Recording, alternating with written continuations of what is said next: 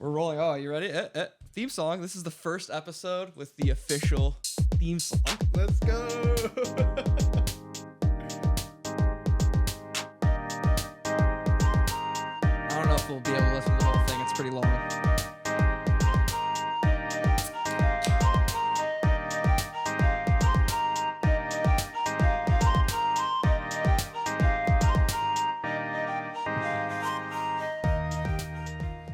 Yeah. Yeah.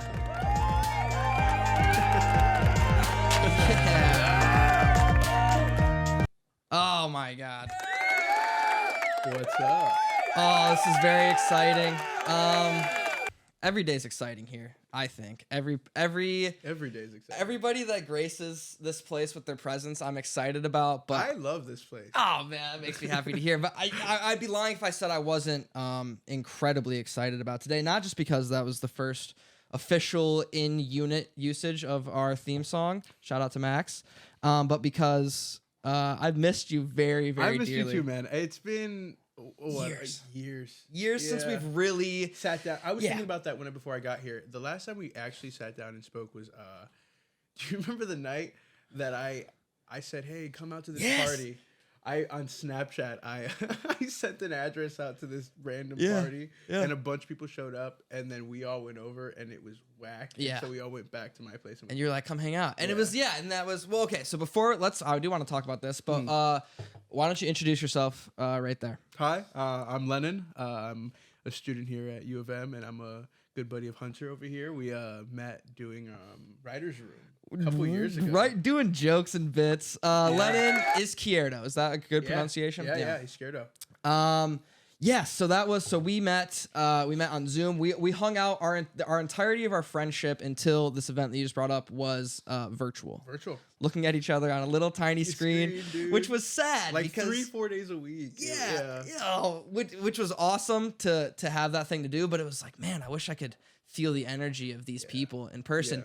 And so I just went over to your house, smoked a little bit, saw the guys that are they're still there.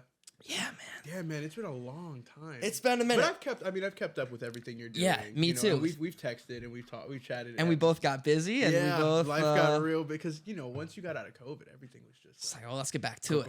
Let's get fucking back to it. Yeah. So I actually want to.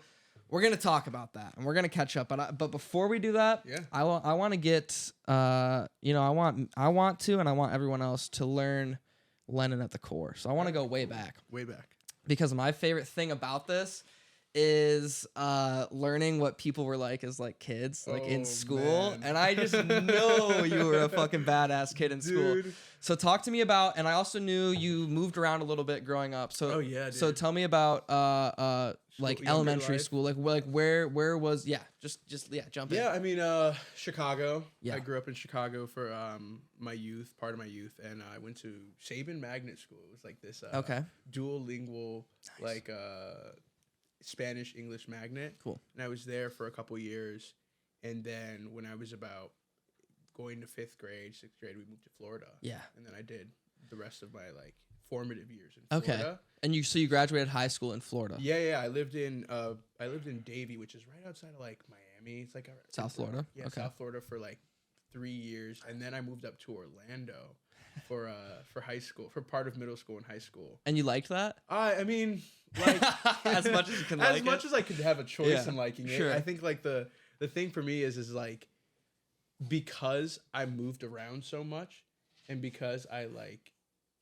didn't have like the here's we started off. Charlie, come here. She's so sweet. So sweet. You're so funny. But because I spent so much time moving around and stuff like that, I never really had like the stability of like this is home. Yeah. Of this is home, and these are like my friends. Yeah. My friend. It wasn't until high school that I had that, but like honestly, I think like that that she looking at you? She was, yeah. That's honestly what made me the way I am today, is just like how I've been able to interact with a bunch of people and, you know, make friends wherever is because I had to. I had to Yeah. learn how to adapt. And you strike me as the guy, which was kind of similar to who I was, where it was like, I'm not a jock. I'm not a theater kid. I'm not like, you know, a stoner, but I'm tight with I know how to talk to all of them. And I'm tight with everyone, and that's kind of the vibe. That's what it was. I mean, like, I didn't really have a thing, you know. I didn't really have like, because, you know, everybody has their thing. Right. Sports. Yeah. Right. I've tried it all. I tried sports. I played football. Yeah. I played baseball. Yeah. Wasn't really my thing. Right. I don't know, the energy there of like the toxic masculinity didn't do it for me. Weird. Yeah. I wanted to go to the Navy. Ironically, I wanted like speaking of like the toxic masculinity of it, but like the Navy was honestly like I was all in. You were gonna go there out of high school. Well, I was officer gonna do, school, like OTC. Well, I was gonna do ROTC, and I was gonna go to culinary school, have them pay for it, and then go serve some time in the Navy, because that's what my cousin was in the Navy at the time, stationed in Japan, and I wanted to be stationed in Japan so badly, so badly. I was like, this is it. And culinary, you wanted to cook. Yeah, that's cooking so is cool. such. I think honestly, I love art in all of its forms. Yeah. But cooking is one of those art forms that anybody can do. Yeah, I didn't know. When did you start cooking? I mean, growing up always. You just always in the kitchen? Always in the kitchen. My grandmother, my great grandmother, my mom, you know, and so like watching them, and cooking was big in my house. It was never like, oh, you know, eating out wasn't a thing. Yeah, it was like, no, we got food at home. Yeah, literally. That's awesome, dude. I love yeah. Man. And then kitchen memories. Yeah, kitchen memories. God, food is so good. Food is like therapeutic. Nothing like. One of my favorite things is to like just sit down with a friend and like, hey, let's go get food. Break some bread. Yeah, break some bread. It's just when you can do that, you get closer with a person. Yeah, when you're absolutely. Sitting down, sharing a meal with them and just talking. But no, I mean, like going back to my childhood, it's so it wasn't until my junior year that I got into acting. Acting. Okay, so I was gonna ask you about that right before that. What kind of student were you? Dude, I was a shitty student. Yeah. Okay, my curse on here, is that cool? Yo. Okay, Yeah. Yeah, I was god awful, dude. I mean, like my freshman and sophomore year at high school, my GPA was like a 2.6. Damn. Yeah, just dude, not giving a fuck. I just didn't care. I was like, I'm gonna go to the Navy. They're gonna take me. Yeah. I'm not worried about. I'm not worried about getting in somewhere. I'm gonna be totally fine. I was like, this doesn't fucking matter. Like algebra, none of that shit matters. But like, no, dude. I would just go home, play video games, do my thing. Did you smoke weed in high school? No. Cool. No, I didn't. It wasn't until college. Smart. I started doing that. I didn't drink or smoke nice. until high school. I mean until college. Yeah. But just didn't really. It was like what fucking whatever. Well, like I don't know. I had my friends, and none of them were really into it, and so it never really interested me. And my mom was always very strict about that kind of stuff, and so like I don't know. A lot of mine very strict on. Well, just smoking and drinking or school? Not just smoking and drinking. There was a level of respect that you had. You're living in my house. Yeah, you're living in my house. Yeah, don't fuck around. Like, as long as the respect was there between my mom and myself, I got to do I got to do a lot. I got to, you know, I would go out with friends, hang out with friends, and like I could stay out late, and she wouldn't. And because there was that level of trust there that I didn't want to break. So like I was like, what's the point? You know? So yeah, no, it wasn't until college, which honestly, looking back, I'm like, fuck, I probably shouldn't have gotten well, that's what it's for, though. Man, you know? Yeah, you gotta go through that journey. But no, like, so that's interesting though. So I'm trying to map out when does like making videos or were you in plays? Were you in school plays? Man, I mean, I've always, ever since I was real young, would love making so when I was real young, right? My mom had this like old shitty camcorder, and what I would do is I would take all my action figures and I would search up videos on YouTube, and I would center the camera right on the video, so that way. So like one thing I did, I took all my army soldiers and I built a bunch of like Lego like houses that were all broken down, and I wanted to make like a war movie out of with my toys and shit like that. So I like was like, all right, cool. I need a shot of like a helicopter coming in. Yeah. And so I searched up Apocalypse Now intro. Military helicopter. And you filmed it. I filmed it on that, and then I spliced it together with like me moving my toy soldiers. Yeah, and I love it. And I would do stuff like that, but there would also be like in school, I was very much the class clown. Yeah. I mean, it was very much like I love the idea. I mean, I'm not a narcissist, but everybody likes no. attention, Well, know? yeah. Well, I talk about that a lot, and I jokingly say, like, obviously, I'm a raging narcissist because why else would I do this? But it stemmed from being in class and being like so bored in class, and just being like, well, fuck it. I guess I'm gonna try to make like the kid next to me laugh, and then it evolves to the point where like, whoa, I can make the teachers laugh. Yeah. Once you can hit get that, everybody, Which for me, where it started, honestly, everybody in my family is so funny. Yeah. So funny. Yeah. And so for me, it was, how do I keep up with all these funny And you got people? siblings and cousins and shit too. And that's exactly and like everybody was like shooting the shit, cracking jokes, and I'm over here like, how do I break into this? Yeah. And so like I love that. trying it in school, making jokes or just situational comedy and just like doing bits and stuff like that, which I still do to this day. It's a part of my core personality of who I am. But like, no, it humor was always my way in. Yeah. And that's what, going to different schools helped with that. It's like I can be the funny guy. Yeah. Yeah. Like, new guy's funny. New guy, he's funny, he's in. You know what I mean? Yeah, absolutely. And so like that was my way in to it, and awesome. And to just like, And so, but you were never. It wasn't like you weren't in like the musical or like stage plays at school. Dude, I never wanted to. I never wanted to do that shit. Yeah, I had no interest. People were like High School Music. I was like, that's so fucking stupid. I actually have never seen one of those movies. Well, you should watch the movies. I think I should the movies are all right. But like, no, it was never one of those things where I had an interest. Like, I honestly wanted to go to, like, when I was younger, it was like, I want to, you do the normal shit. I want to be an astronaut. Or I want to do all these crazy adventurous things. And I loved science and I loved history. Cool. Awesome. But I never, a kid from where I grew up, like in the inner city of Chicago, you don't really, hear about people that go off and those avenues are not as clear cut. Exactly. And college was never one of those avenues that I thought. It wasn't even, okay, so that's really interesting. Yeah. So when does Michigan become, like, besides a possibility, like, when does it even pop in your head, like, oh shit, I could go to U of M? So we have to start with acting. That would be where it was my, halfway through my sophomore year of high school, I got bored of like the whole just everything ROTC. I was so tired. I was like, wow, everybody here is the same. They want the same thing, and and because I always had that side of me that liked I'm not gonna say rebellious, but the side of me that was always like doesn't love to be told what to do. Yeah, I want to do my own thing. It kind of like there was a lot of contradiction there. So I remember just thinking, what can I do? Mm-hmm. What can I do that's fun?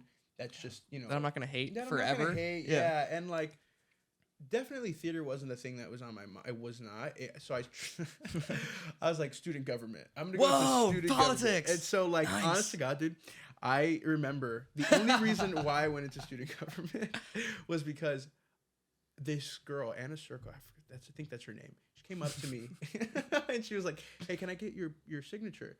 I was like, what is this for? And she's like, I'm running for student body president, and I needed this many signatures. And I saw she had like 80 signatures, and I was like, I can get more than that. I could beat that. Yeah, I can get more than that. Yeah, I'm way funnier than Anna. Like, I could do this. I could so do this. People like me way more than that. I got maybe 150 signatures in a week.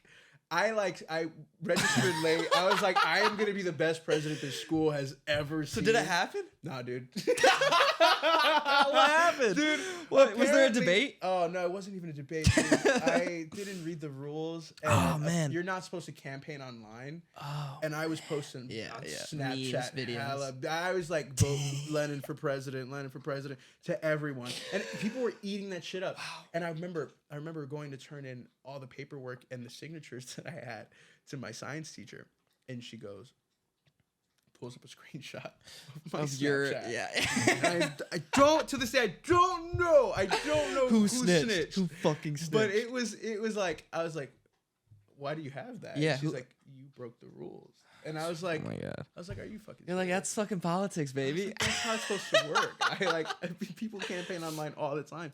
And so not being able to do that, kind of like, I was like, all right, fuck, what am I going to do now? And so I remember having a conversation with my aunt and with my mom, and I was like, what do I do? And they're like, well, let's look through the list. Yeah. And it was like, there's this, there's that, theater. I had a couple friends in theater that vague, not vague friends, but like acquaintances. Yeah. People that you just knew. Yeah, that I knew. And I remember talking to my aunt for like an hour, and I was like, should I try theater? And my aunt was like, well, you know, you're very charismatic, you're funny. Yeah. The worst thing that can happen is that you don't like it, and next year you just change. Yeah. You do something different. So this is a school play. It was just a class. Okay. It wasn't I had no intention of doing the plays or anything. Whoa, you guys had theater class. Mm-hmm. Nice. We'll see, you know? Let's do it. All you can do is see. Kind of a nice song, though, right? Yeah, I like that. I was like, it's kind of nice, yeah. Where do we leave So off? So we're in your acting 1, 2, 3 college level acting. Right. So you sign up for acting 1. Dude, I walk into my director at the time. Her name is Miss Love, a woman who changed my life. Nice. Honest to God, walked in her class, and she's like sitting in her office. She's like, "Who are you? What do you want?" Straight up, she was like, "Who are you? What do you want?" And I was like, I love it. Get right to business. Yeah, I was like, my name is Lenin, and I want to be in your acting class. And she was like, took out a sticky note, slapped it on the table, and she was like, put your name here, your grade, and then I'll get back to you. A week later, love high school teachers. teachers. Yeah, like so over. I love them she was so just much. like, just do this. Week later, I was in the class, and like I remember the first week, the first assignment I had was like, all right, do a Shakespeare monologue. Yeah. And I was like, what the fuck? Like memorize it? Memorize it, perform it for like 40 other kids in this class. You're like, I don't know iambic pentameter. I don't know shit about this. I don't know who Macbeth is. I don't know what this is. Yeah, this is wild. But I was like, all right, so whatever. I searched up. I ended up doing a monologue from Macbeth, which was Lady Macbeth's monologue. You're getting a phone call. Oh, am I? Yeah, let's answer it on air. No. It's my sister. I'm putting my thing on do not disturb. You don't want sis on the pod? Nah. But first monologue, Lady Macbeth. Yeah, Lady Macbeth, and it was I remember being terrified, going up there, shaking, doing it. Yeah. And afterward, my director pulls me aside. She goes, "That was really good." Really? She was like, "That was really good." But then another kid went up, forgot his lines in front of the whole class, rips into him. He's like, "This is embarrassing. Like, you didn't prepare." Yeah, you didn't prepare. And I was like, "Oh, so people really take this shit seriously. Oh, this is a thing that people like care about." And that praise was real. She wasn't just saying that. No, and like that wasn't the only time. Like a week later, we did this like group scene on stage, and she goes, "Lennon, you have a real gift in this." In front of the whole class. Nice. No one ever in my life said that. Yeah. No one ever in my life was like, you have a gift in this. You have a future in this. You have a future in this. And so like for me. And so what year is that? This was sophomore year. This was like 2017. Okay. 2017, 2017, 2018. And like I'm like sitting there going, hearing that. Yeah. And like honest to God, dude, some shit I don't talk about, but like I'll say it because like whatever, keeping it real. Yeah, fuck yeah. Shit was so hard in high school for me. Yeah. Like, my mom and my dad separated when I was in sixth grade. And so for 7th, 8th grade, part of that reason we didn't have the stability was because everything was so rocky. And so, like, for me, it was, I kind of had this view on the world that, like, oh, anybody can turn your back on you at any point. And like I was like, oh, the cards are always against you, and it was so negative. My worldview was so negative at the time, and the way I had to grow up real fast. Yeah, I had to grow up real fast because like my dad wasn't there, and my mom got so busy like to the point taking care of like just like having to work late hours. I would take the public bus to and from school. People would talk shit about like what you wear. Is this in Chicago? No, this is in Florida. This is in Florida. Yeah, I went through some tough shit where like I would get made fun of for being poor and not and I didn't choose to wear that I didn't choose the cards that I was dealt, and like so for me it was like it sucked. It honestly sucked up until that point where I started acting because I had to grow up so fast. I had to take care of my sister. I had to deal with people talking shit about me for the things that were out of my control. I had to deal with really complex relationships between like complex and sort of unstable relationships between my mom and my dad and myself, just because it did feel like both of them at the time abandoned me, Yeah, you're like, fuck, I'm out here doing this shit on my own. And like, I love my mom to death. Right. I love my dad, and I forgave them for all that shit. But at the time, when you're a kid, hindsight is so much easier, dude. When you're 15. Yeah, but when you're a kid and you like are trying to figure shit out on your own because you don't really have Dad's anyone. not here. Yeah. You just it kind of gets hard. And so when someone tells you, hey, I believe in you. Yeah. I believe that you this is something you're good at. Yeah. Keep going. That opens Key, your worldview. Unlock. Unlock. Yeah. It was like a moment in time I will always remember as being, oh my God, there's something I can do. Damn. Yeah. That's awesome. And I just kept rolling from there. And from there, that's where the hunger started. Yeah, you got the drive. Well, the thing is like I started seeing everybody in the musicals. They were like, audition for the musical, do this, do that. Yeah, okay, so that's what I want to ask you. Because now you got this bug, but you're still like, about it. Yeah. I'm like, but like, that's cool. Yeah, you're I'm like, punk. I don't know. You're punk rock. Yeah, I'm going the punk rock route. I'm like, fuck the system. Don't want to do it, right? So like, I'm gonna do my own thing, and all the rest of you guys can go fuck yourself and sing your little song and do your little tap dance. Yeah, do your little dances. No, but like straight up, it was like, sorry, I just watched Spider-Verse. That's Hobie was the best. Hobie was the best. Oh my God. Oh, we can get into that movie. Yeah. I went and saw it a couple times as well. I saw it 4 times. Yeah, nice, dude. Yeah, we'll get to Spider-Verse. I want to keep going on this track because sure. And like straight up, it was what it was is I remember going to one of the plays and seeing people, myself, realizing that you can get taken out. Like, life is so fucking stressful, so brutal, and to sit down somewhere and watch something and watch someone like perform and like be taken out of your own world, invaluable. It's the greatest gift that you can give anybody, in my opinion. And I remember something my mom always told me is like, whatever you do it out of love. Yeah. Love for yourself, love for others. Love for the craft. Love for the craft. Yeah. And like for me, it was like, oh, like I feel light right now. Yeah. I'm not worried about all the shit at home. I'm not worried about all the shit in my personal life or the school or all the. I'm just watching somebody tell a story, and I'm in it. And it's resonating hard. That's awesome. And so for me, that's when it really kicked in. Okay. It was like I want to do that. Bing, that's me. Yeah. I was like, I want to make people feel that way. I want to make people feel that. And so I remember just watching, just study, not just like studying, like watching YouTube videos or listening to actors talk on different podcasts and just things consuming like media, just consuming all the time. everything that I could about what this was, so I can understand it better, and paying attention in class and reading the Uta Hagens, the Meisners, all the Mount Rushmore techniques that you can do. But but you're not. Are you just like doing monologues and recording them? Because you're still not fucking with the school. It was this was around what, like October is when this all happened. October. It wasn't until like December. And I almost got kicked out of my first musical. I almost got kicked out of the first musical. But we'll get into that. Wait, here or no. Okay, no. back in high school. Yeah. But when I auditioned for it, it was the scariest thing I'd ever done. So scary. Oh my God. That's why I can't. I hate auditioning so much, which is like, that's why like almost every video that I appeared in my college run, I was like just asked to be in it because I just like you're like I don't know, and I would audition for some like match stuff that my friends had made that I just kind of knew was a formality. But dude, that is some real hardcore shit. It's scary. Stand in a room with a bunch of people that you're more or less are like you, and like you're all doing the same song. You're doing the same song in front of like these group of people that are like, he's all right. Okay, we've seen a million of these. Yeah, and then you're like, yeah. But no, it was what it was is I remember just seeing all the leads walk by with all their binders and shit like that. And I was like, I don't have that. I was like, I want that. Yeah. So I was like, I don't want to be up here. I don't want to be over there. I want to be them. I want to be them.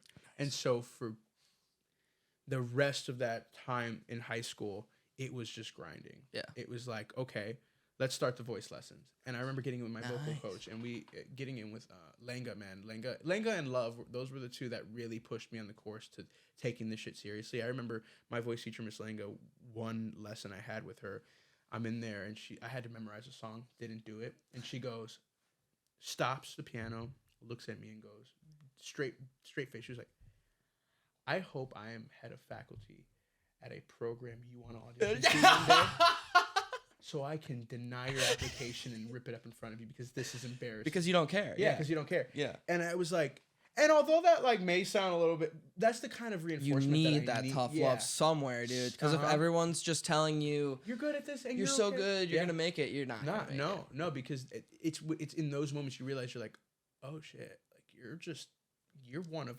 millions. Literally millions. Like you don't like I don't give a shit who you are. I don't give a shit that you're taking my classes, that you know, like, that I've taken you under my wing, like but you're my mentor. It's like I know. I know exactly, but I don't need you. But I'm not, but and like you're gonna be like, I'm not gonna be able to go to bat for you outside of this building. Right. Yeah.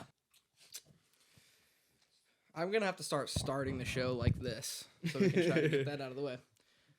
All right, sorry. Your feelings are valid. Yeah, well, thank you. But no, man, it was like, God, it was like, looking back, it was one of those things where it's like, shit's gonna get tough, and you're gonna butt heads with people no matter where you go, no matter what you do, and you can't let the emotions overcome you, because your emotions can betray you and they can make you act and say things that you don't against your best interest. Against your best interest. And it's like, compose yourself.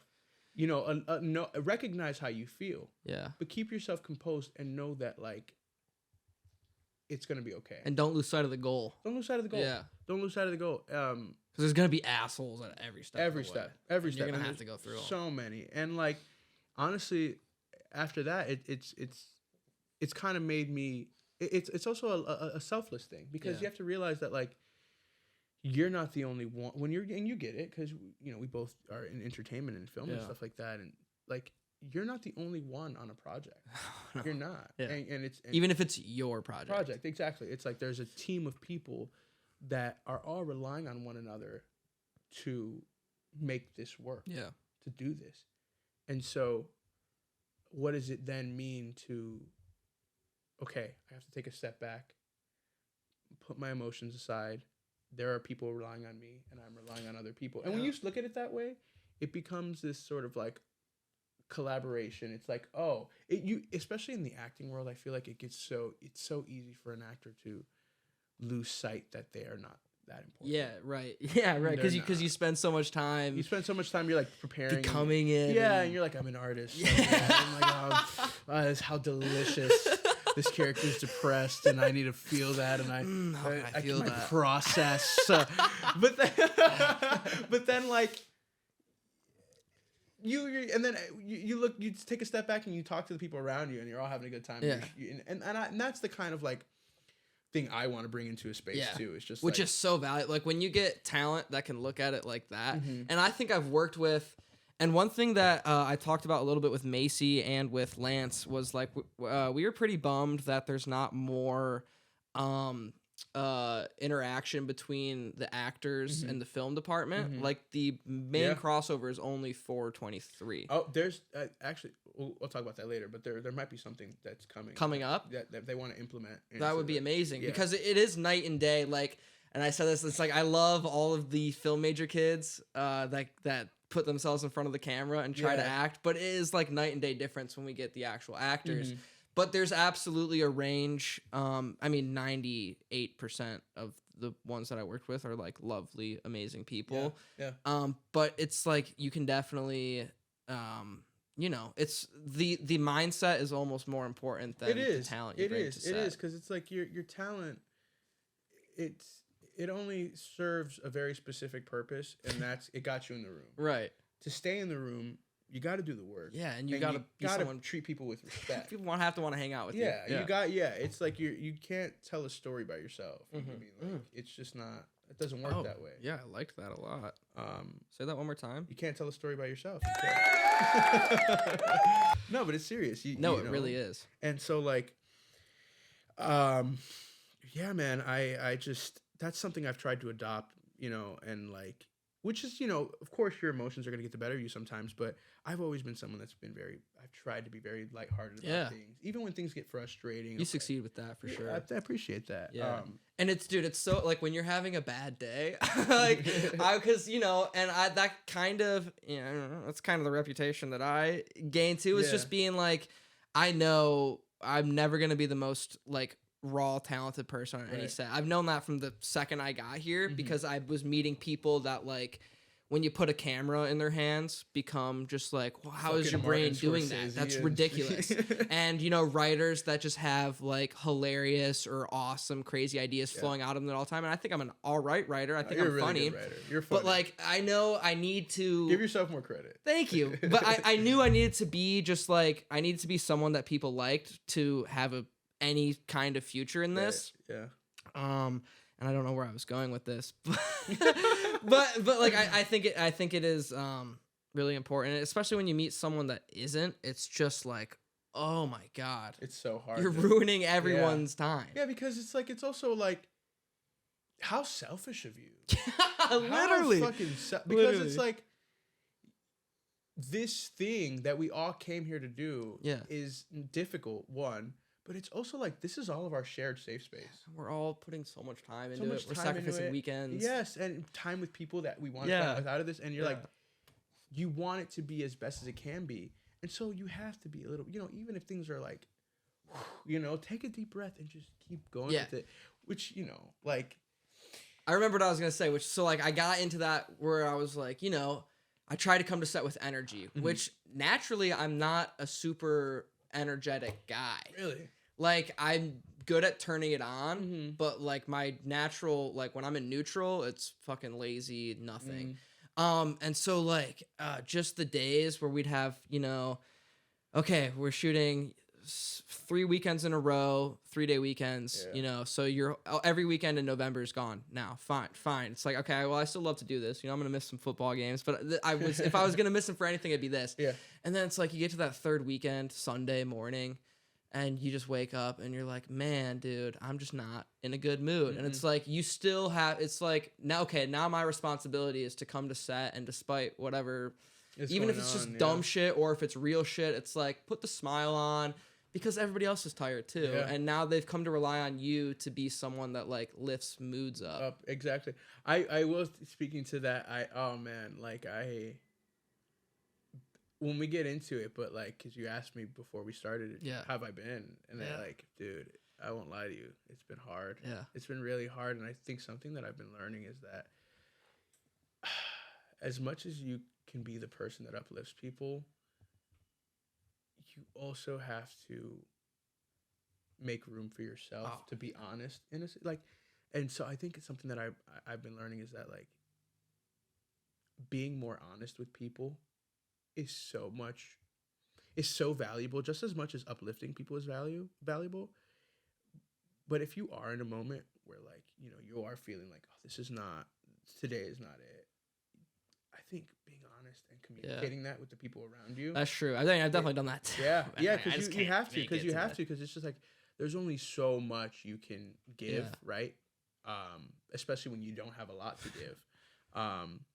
And so like, that's something that I've also just been thinking about adopting going forward in terms of any project that I work on. Like, hey, I'm not feeling 100% today. I just need like a half day or a day. Or like even like letting them know I'm not at 100%. I'm right now I'm feeling like I'm at 75 and I can give you maybe 30. Yeah. Oh, that's awesome. Like I'll be here, but it's like, dude, like this is what I can give. Yeah. Please don't test me today. Yeah, and if you tell people in advance, they're like, okay, that's fair. That's true. A fair thing, especially if you give 100% every other day. Yeah. You've earned that clout. Yeah. And like I mean. Yeah, we could talk so much about like projects and just working on things and just we'll get there, man. I have it. We're gonna get there. Yeah, but like to say all that, going back to what you asked me about Michigan, where that all happened, it was ending of junior year, and I had been doing this acting thing for 2 years now, a year and a half, and I remember we did a Midsummer Night's Dream. They had knocked down our theater, and so we were performing in the library. Damn. But we sold out. It was crazy. Sold out the I sold out the library. It was insane. And we did a Midsummer Night's Dream, and I remember this old woman coming up to me. Never met me before. Don't know who this lady is. but it was actually a back-to-back nights that these two different old people came up to me and they were like, "What are you doing with your life?"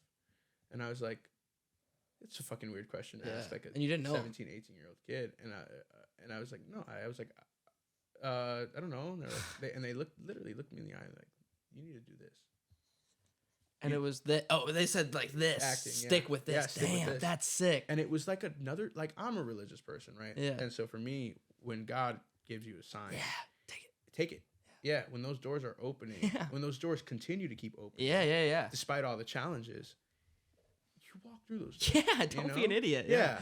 And so, like, hearing someone objective outside of you, not your friends, not your family, not your teachers, tell you, you should do this. Yeah. It was one of those things where I was like, fuck, what do I do now? Do I move to LA? Like, yeah, I think I need to go. I think I need to become famous. I think that's the next step. That's like the most naive mindset to have. But it is the first thought. It is the first thought, right? And so that's awesome. For me, it was like it was like fuck, we're going to LA, I guess. Yeah. It's time to go follow my Hollywood dreams. This is what we're doing. And so, but then I remember talking to my teacher about it, and she was like, "So you're auditioning for colleges, right?" And I had no idea. I had zero clue. You're like, what do you mean audition for I was like, what are you talking about? I don't want to go to college and go study some math and shit that I don't care about.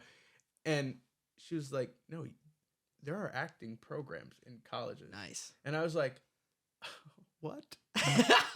I was like, "Are you serious?" That's a like, wait, I only have to do the cool stuff. Yeah, I can only do what I want to do. Yeah.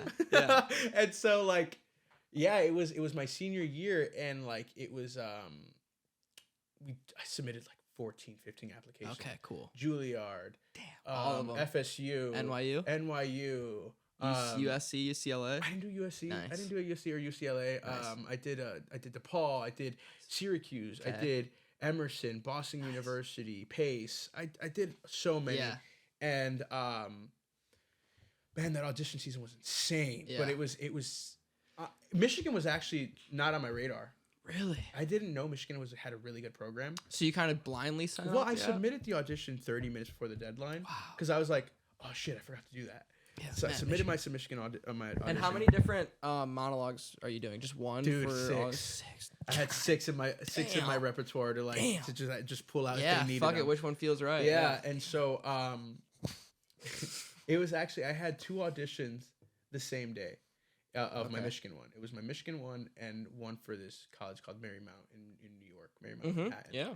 And so I remember talking to my teacher the night before because she had left our school and moved to New York. This was Love? Yeah, Love. Yeah, she moved to New York to work on Broadway and stuff like that. Cool. And so I remember just visiting her, me and my best friend we were auditioning together, and she goes, I go, so what do I do, Marymount or Michigan? And she goes, you'd be the biggest idiot if you didn't go to your Michigan audition. Yeah. Fuck it. All right. Yeah, so I go to the Michigan audition, 7:30 in the morning. Wow. January, freezing. With my dad, running. Wait, and this is in person? This is in person, yeah. Wow. In New York City. This is 2019. This is actually the beginning of 2020. Whoa. Yeah. This is the beginning of 2020. That is wild. Yeah. This was before everything. Yeah. Well, I had to take a sip on that. Yeah, one. dude. Holy so much shit, time dude. We were so dewy-eyed and wet behind the ears. Yeah, like you're so young. We were so full of hope and optimism. Yeah, and then like you don't know 3 months later your hope and optimism is gonna die. It's just over. But no, I remember just going into that audition, doing my monologue. I actually did a monologue that my professor, who's now my professor but at the time was the guy who was auditioning me. He did the same monologue. Word. He was like, that was amazing. Big pick, dude. Pick. Huge pick out of the six, dude. Huge. You were playing Russian roulette. Yeah, with your dude. It was insane. And I remember a week later getting a call from him. He was like, hey, Lenin, this is Dan Kaiser from the University of Michigan. I wanted to have a conversation with you. We had like a 3-hour conversation. Damn. And he was like, hey, man, I loved what you did. I want you to come here. And I'm fighting for you. And like, we want you to come here. Oh shit, I forgot to mention, like, I almost didn't get into Michigan because of the same reason why I almost got kicked out of the music. Yeah, wait, which was what? We glossed over that. Yeah, we did. We big did. Story. Dude, all right. So, brief. Yeah, I'll do the quick. Give me the abridged version. Yeah. Halloween 2017. Oh It's Halloween 2017. I buy an inflatable cowboy outfit. And I was like, you know what? Every cowboy needs a gun, right? The one that has like the the horse and stuff like. And I was like, every cowboy needs a gun. Needs a 6-shooter. Yeah. And so I go to my friend's house and I'm like, dude, I need something. a piece, dog. I need something. Because he had like a bunch of that collectible stuff. Oh no. And he gave me a Pirates of the Caribbean flintlock pistol, dude. Okay. Halloween was fine. If you get to that was the last Halloween I fucking did because everybody was like, "You're a little too old," and I was like, "Fuck you." I was like, "Fuck you." I'm trying to have fun. Yeah, and like, but anyways, so like, we get in a week later after it was like November. You think nothing of the Think night. nothing of it. Think of it. My mom actually puts all the costume and the gun in my bag and she's like, "Return it to your friend. You've been leaving it in my car for the week." She didn't think anything of shit it. around anymore. I It's opened my- Lenin's junk. Yeah, I open my bag, and I'm like, You're at school. Yeah. There's a gun in your "That's bag. cool. There's a flintlock pistol in my bag." Really bad. This is Florida in 2017. Yeah. Not a good time. Not a good time. Gun in your Not bag. a good time. Yeah. And so I'm like, holy shit. Somebody sees it. It starts spreading around the school. God, fucking snitches everywhere I on you, fucking man. know, Who are all dude. these people? I know, right? Right on your downfall. And so like That is fucking tragic, it was though. insane. By third period, I knew something was up because Miss Hines, my chemistry teacher, was being too nice to me this day. She was being so nice. I was sitting up front. Damn, the I was teachers watching. knew, huh? I was watching. Yeah, I was like, well, so she gets an email while we're taking an exam saying, "Hey, don't be alarmed, don't be panicked. There's a student in your class with a weapon. Izquierdo." So she's being nice to you because she thinks you're about to go AWOL. They send it. We're sending 5 sheriffs to come and to assess the situation. No. Stay calm. I finished my test. I go sit in the front of the class because there's this like nice like comfy lawn chair. I was like, all right, I'm gonna go sit in the lawn chair. And so I'm sitting in this lawn chair, listening to the music for the musical, like trying to like get into it. Listening to show tunes. At the like knock at the door. Police. 4 sheriffs come in. She points at me, no hesitation. I've never seen 30 people leave a classroom faster in my life. Not even a minute later, I'm on the ground getting strip shirts, like just going through. Where is it? Where is it? Where is it? I'm like, I don't have my arm, so I'm over here like, they're like, which one's your bag? I'm like, it's that one. Like that one. I'm like, no, it's that. It's like that one. Guy pulls it out. One of the officers was out. He goes, if you had pointed this at me, you would have been going home with a couple of holes in you. And I go, no, sir, I would not be going home at all. I would be dead. I'd be dead. But like, and you would be. Oh my. So the thing about my school, is we had windows. And we had a bunch. It was like a bunch of different buildings. So I'm walking with 4 officers. Everybody's looking. Everyone's looking at you. I get questioned for like 3 hours. And by this time, a call goes out to every parent. There's 4,000 kids at my school. We're on lockdown. There was a student that was found with a weapon. We were on lockdown, dude. Kid you not? I go and talk to the. I mean, honestly, it wasn't that bad. Really? It was my mom's fault. It was entirely my mom's fault. That is funny. Be like, I know I can just. Fucking... Yeah, I know this is. I was like, I'm not getting in trouble for this one. I am not. So That's awesome. The administration. I'm sitting with 2 of the administrators, and principal walks in mid-meeting, looks at me and goes, "You done did it this time, kid." Left, and I'm like, "Oh fuck, this sucks. Oh, this is bad." And so, she calls my mom and is like, "Hey, we're gonna suspend him for 30 days." And my mom's like, "That's a little ridiculous. It's a little crazy." And they were like, "We're gonna suspend him for 30 days. Recommendation for expulsion." Whoa, dude, I was banned from campus for 30 days. Damn, 30 days. And so like, I remember I had to go and talk to the police officer for a police report. Yeah. I'm feeling a little bit. The energy's high. The energy's high. And I was like, oh my God, I just watched a video on how I can cry. You made watch an acting technique? I was sitting there and I was like, all right, I just need to focus on my breathing. I was like, tears. It was so awesome. I start crying and I'm like, I'm so sorry. I didn't mean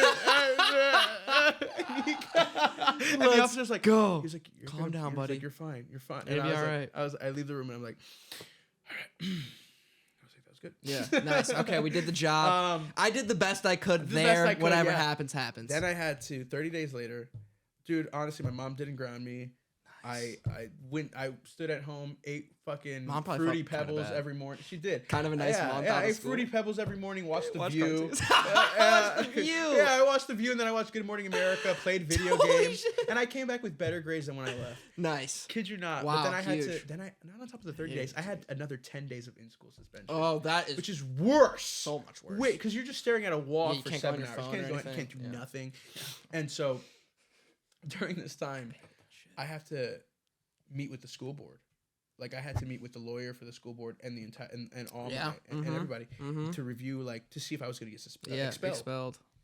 My case file was like 1 page. There was an incident I had in 7th grade. They were like, "He's fine. It's not a problem." Yeah, and like that was in the gist of it, that was the whole situation. Damn. And you had to explain that to Michigan too. And yeah, but I got a recommendation letter from my principal. So like the Oh, same guy who was like wrote me a recommendation letter, and I was like, "Oh, all right, we're cool." Nice. Because I turned everything around. I turned everything around. And it wasn't it was an accident. It was literally an honest mistake. It was an honest mistake. And so that's good. But yeah, dude, I kid you not, dude. The amount of messages and Snapchats and everybody's like, that's what I wanted to ask. Dude, they changed the school policy because of me. Yeah. They did. They created this thing called Safe Harbor, which is where, like, if you bring like a pepper spray or something to school, you can take it up to the front, and then your parents. I forgot. Yeah.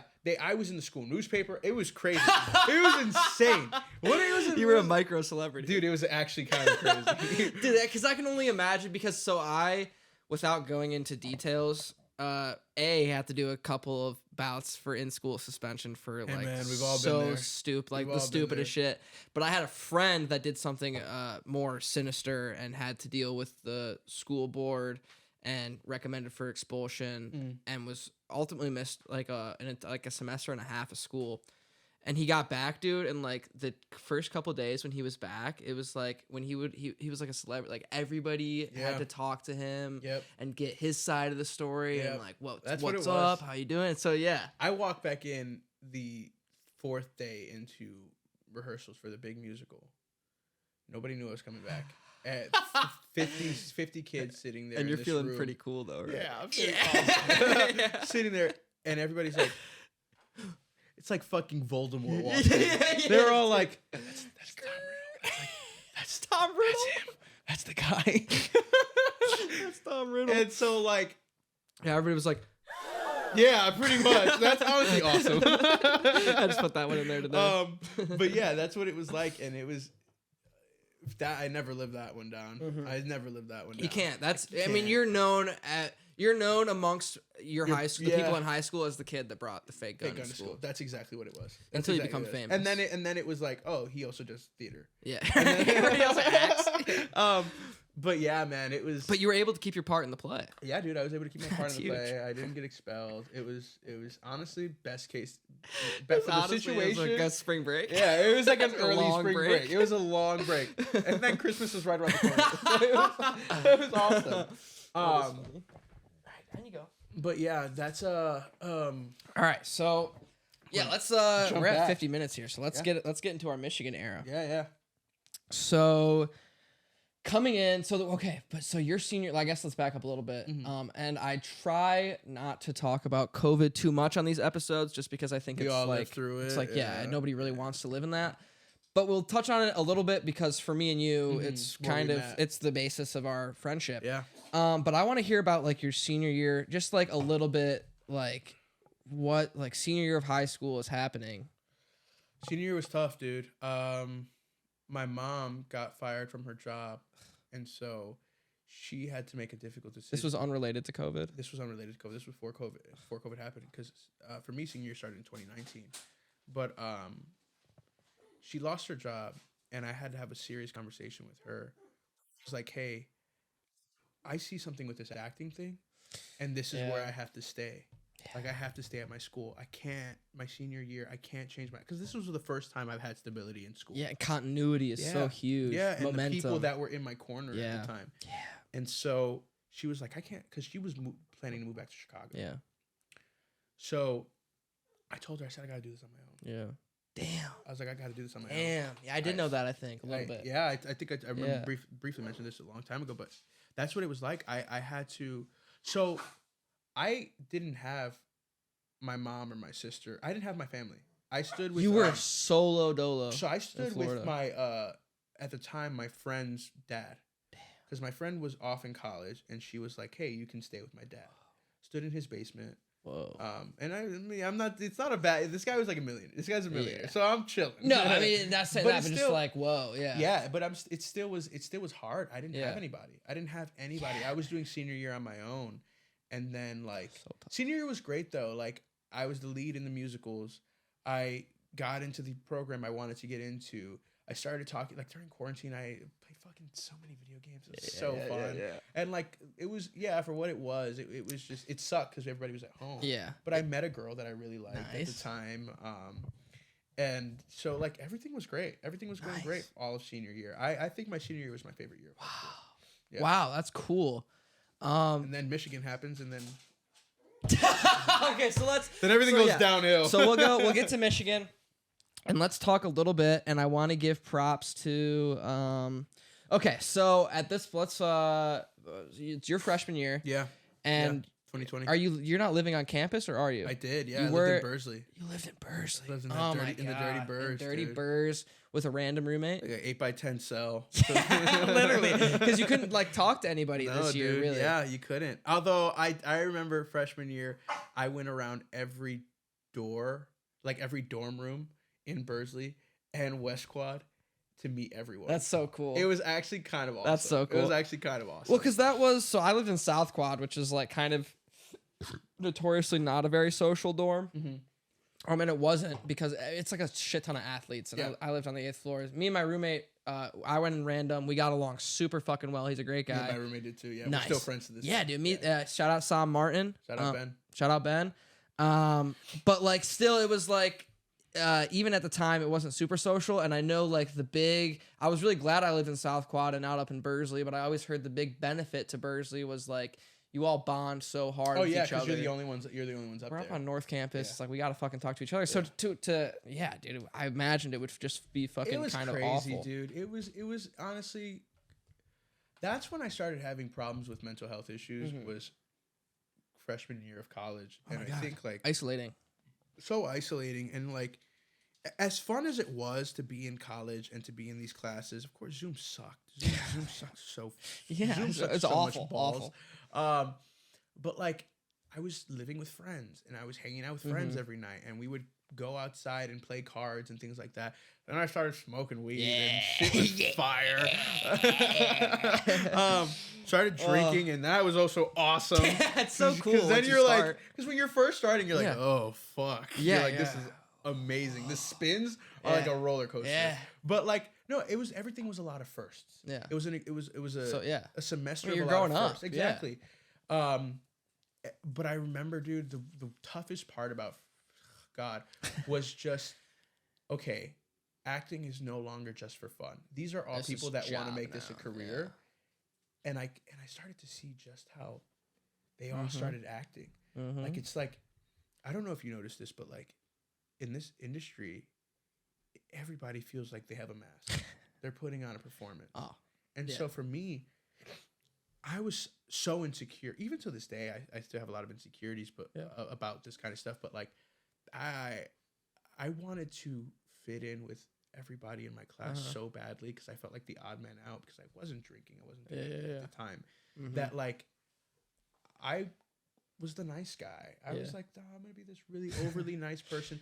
Because a lot of also what summer of 2020 was for me was you had a lot of reflection for everybody with like the protests happening in the world and everything going on. I am someone that when things are going on, I take on that energy and of the room of what's going on. And so like of the world, I became very reflective because, and I mentioned it earlier, that like so much of what my life was in high school and part of middle school was this resentment towards the world. And I was an asshole. I was an asshole more than I was a good person. Really? And that's just because I was angry. Just mad, and I was hurt. And so like I spent a lot of that time being afraid to figure out who I was. Because what if people see this like mean, angry guy, they're not gonna like me. Exactly. So I like went the whole complete opposite. Yeah. Which was not true to who I was. Right. And I was so depressed, dude. I was so depressed. And of course, like I had to leave the girl that I was talking to at the time that we had gotten really close over the summer. And that was going long distance? It was in Florida that I met her in like March of 2020. And we were together until about June, July. Dude, March 2020 has got to be the worst time to meet somebody. Worst time. But she was honestly amazing. Haley White was her name. Out. Shout out Haley. Jesus Christ. Yeah, no, Haley was a great girl. She still is. And like, but like, I remember there was a day where she was like, I don't want to speak to you anymore. Because I acted so mad. I was just so cold, different, yeah. So different from who I was. And so I got really depressed. And so like, I remember you shot me that text 2 days ago and you were like, hey man, you really, that time.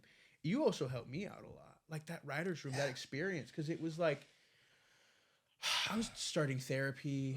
I was sad. I was super sad. I didn't like who I was. I was trying to figure out who I was. I was like, how do I stay true to myself? And how do I just like, it took a lot. But when I started doing the writer's room, and I also got into improv and doing NBC and things like that. Yeah. And allowing myself to be more myself, being more funny, not being afraid of the humor and stuff like that I offered, and just who I was. It was in those little moments where I was like, oh, I can be me, and my people are gonna flock to me. Yeah, that's the most freeing and like exhilarating feeling in the world to like know that you'll have people that are like-minded. Dude. And I'm going through that. I'm going through that right now too. Yeah. Fuck, man. Like, speaking on college in general, just like before we get into our whole meeting and stuff like that, it's just honestly, college has been just a roller coaster of self-discovery, but also like learning how to stay true to who you are while navigating being introduced and meeting and forming bonds and relationships with so many different people. And like, man, I'll get into it, but like when we started Writer's Room, it was scary for me. I had never written anything before. I didn't know like that. Well, so really quick. So that's where you're at. That's where you're at. So me, I'm returned to Ann Arbor. I did, my first 8 months or whatever, and was like, this is fucking, I love Michigan. This is the best thing ever. I have friends that want to make movies with me, and I'm having fun watching sports, and my parents are proud of me, and I can still like get fucked up all the time. And they're not disappointed in me about it. Like, everything's awesome. I don't have somebody on my back. Oh my God, this is the greatest thing in the world. And then everything ends, and I like go and I return back to my high school bedroom that I just escaped, and of course, immediately over the next 3 months, like essentially try to kill myself. Yeah, dude. Just was in an absolute bender. Yeah, doing really bad. Honestly, dude. No judgment at all, because like we'll get into it too. We'll get into it. So now we're back in Ann Arbor and things are better. But it's not good. No. Things aren't good. Yeah. And then this mass email gets blasted out about a Blank Space Writers Room is a playwriting student organization at Michigan, and they are doing their inaugural TV writers room. Yeah. And it's being cast by first one. Yeah. The writers room is being filled by Bridget Jean. Bridget is fucking awesome. And there were so many. I remember I remember my writers room audition. I was in a Zoom room with Zora Kwasnick. Amazing. L Pugh. Yep. I love L. And a third person who I don't even know was a film major. And then it was Bridget and Dana were doing it was just Bridget running the audition. Yeah, it was just Bridget, and I remember, did you have to tell a story? Yeah, dude. I told this tell the story I just told you about. Okay. About the Michigan, about how I almost didn't get into Michigan. That's awesome. That's a great story. That's like my. This is something that happened. Yeah, that's awesome. That's awesome. Well, but that's a great story. I remember I told a story about golfing with my dad and grandpa. Mm-hmm. And it was just like little, but it was a story. It wasn't even my story. It was a story that my dad used to tell me about golfing with his dad that just used to crack me the fuck up as a kid. Yeah. And I co-opted it. I was there too. You got to. But I was like a little surprised to get the role because I knew the script. I knew the writing sample I had submitted was solid. Mm-hmm. And I thought I was like personable enough in the room. Yeah.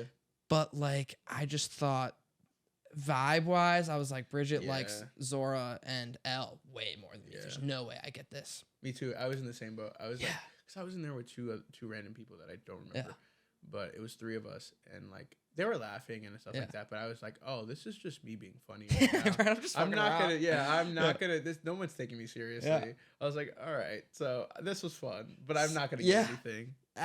We were on the same page. Oh, 100%. And then the first big Zoom room happens, and there's I'm gonna try to get everybody. Mm-hmm. Showrunner Bridget Jean. Yep. L. Pugh was brought on as writer's assistant. Yep. The great talented L. Pugh. Love that. We had Skylar Sybin in there. Skylar Sybin. Alana Pollard. Dana Pirangeli. Yep. And then the boys, Justin, and then the fucking boys, Justin, you, and me, you, and the infamous.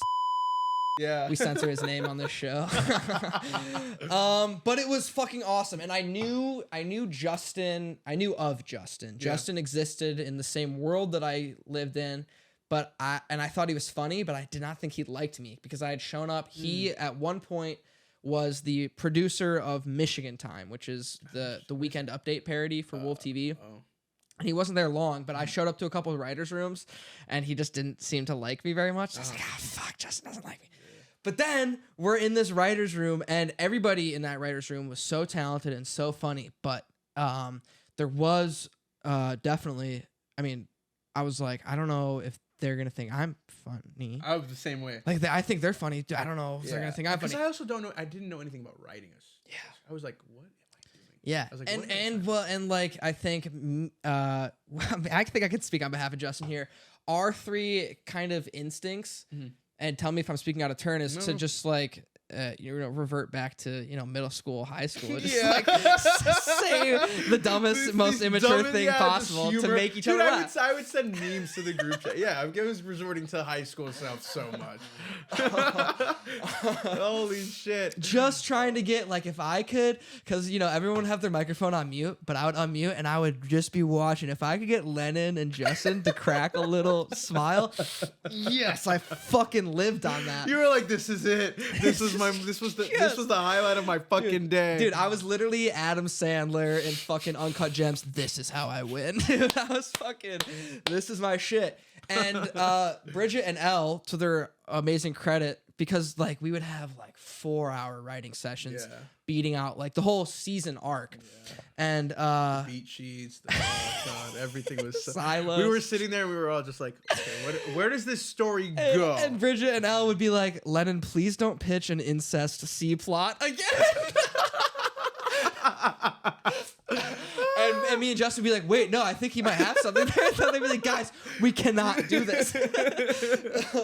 But it was this awesome show that came out of the brilliant twisted mind of Bridget Jean. Yeah. That was like, I think she was like, it's an animated show. I think we decided it was an animated show at one point, right? I always thought of it as an animated show. Really? I did. I always thought that was the only way this would work. That it would work. Yeah. I think you're right. Especially the episodes that me and you and Justin wrote. Those would only work Jesus animated. In it. I was like, there's no way we're gonna. But it was a cool concept about. I don't want to fuck up what time period it technically is. It was in the period where Jesus, where Jesus was he was in his teenage years, so this is about 2,000 years ago. Well, 1,000. Give or take. Yeah, 1,998 years. And like remember there was like Pontius Pilate was alive. So like if anybody's watching, whoever's watching this, just search a Pontius Pilate. That's the time period. Whatever years those are. Yeah. And it was like this, but me and you clung on to the idea that Jesus was walking around somewhere. Yeah, I was like, this is the most important part of it. And I was like, you're right. Yeah. that is the coolest part. Which, in the grand scheme of things, had almost nothing to do with the show. It was about nothing. like is ancient Greek a fair characterization of that? It was a family that moved from Greece to Rome. Yes, or to not Rome. They were in the Roman Empire. They were in the region where Jesus gets crucified. Yeah. And so around Israel and stuff. And, under the Roman Empire, and they're trying to practice medicine in a town that does not believe in modern medicine. Yeah, in modern medicine, they believe in like miracles. And like and all that stuff. And fun. Like, it was fun. It was a fun idea. So much fun. But I was also like, oh shit, wait, this might be one of those shows that's like kind of smart, like trying to be kind of smart. Yeah. And that scared me a little bit. I was like, I'm not. I want to write something fun. Yeah, well, we wrote the diarrhea episode. Dude, oh my god. So yeah, do you remember the donkey that we wrote into it? Wait, dude, it was like pin the tail. We invented we wrote a storyline. It was like a subplot where like one of the characters invented pin the tail on the donkey. Yeah, that was awesome. At a party. Yep, at a party. Paul bring the town patron, like the rich guy in the town, throws a party and does the first Steve. Yeah, it was Steve. Yeah, Steve, you're right. My bad. They do the first pin the tail on the donkey. And it kills somebody. It like kicks somebody in the head. Well, okay, and so I remember Bridget being like, all right, we're gonna write an 8-episode season and we're gonna pair you guys off into writing pairs. I remember that. And I was like, well, it'd be cool if they paired me with one of these cool girls, girls. Is that fair? I mean, they're technically men and women, but in that room, we were boys and girls. Yeah, we were being silly. Honestly, much younger. We were being silly. We still had the rose colored glasses on. Life was still hopeful. We were still dreamers. It was still like COVID could still end tomorrow. Yeah, we were like a year and a half left. 2 more weeks. We were like, all right, 2 more weeks. So I remember like they're gonna pair you up, and I was like, oh, I mean, I'd be happy to be paired with anybody here, but I hope they put me with Lenin because Lenin's been making me laugh in these fucking meetings. Dude. And she's like, okay, Hunter and Lenin. Let's fucking go. Yes, I was like, this is gonna be the best. We're gonna have the best writers' room possible. And we did, dude. Honestly, we did. Well, and so right before that, the original. So then Bridget assigned us episodes, and originally we were assigned an episode that was supposed to. It was supposed to deal with like gender politics and like female masturbation and like positive views of sex work, which is awesome, which is really cool stuff. And I looked at you and looked at Bridget, and I was like, to be honest. I think I'm the wrong person to write this. I think if you give me and Lennon this script, there's gonna be a lot of female masturbation jokes that you guys are not gonna like. You're not gonna like. You're not gonna like where this goes. So she very happily gave us the diarrhea episode and the Jesus episode. Yep. And so everybody else. Okay. Quick pause. We're gonna play the theme. She needs water. Sounds good. Do you need anything else? No, dude, this is great. Honestly, this is great. We're getting into the meat of it. We are.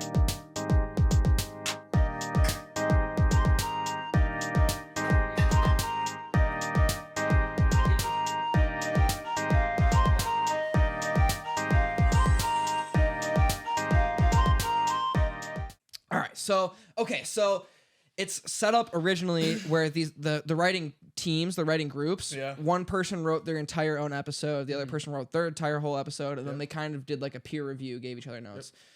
Me and you, I was like, I kind of want to write, because at this point, I had never co-wrote a script, which I had heard from people at internships and like meetings that I had taken. It was like you gotta like, Hollywood nowadays it's a land of writing teams. Like it's not like you pretty much need you need a writing group to like just become a better writer, but to sell shit you need a writing partner. So I was like, I want to really co-write a script, like have us on the same page together. And I think we were the only people in that room that did that.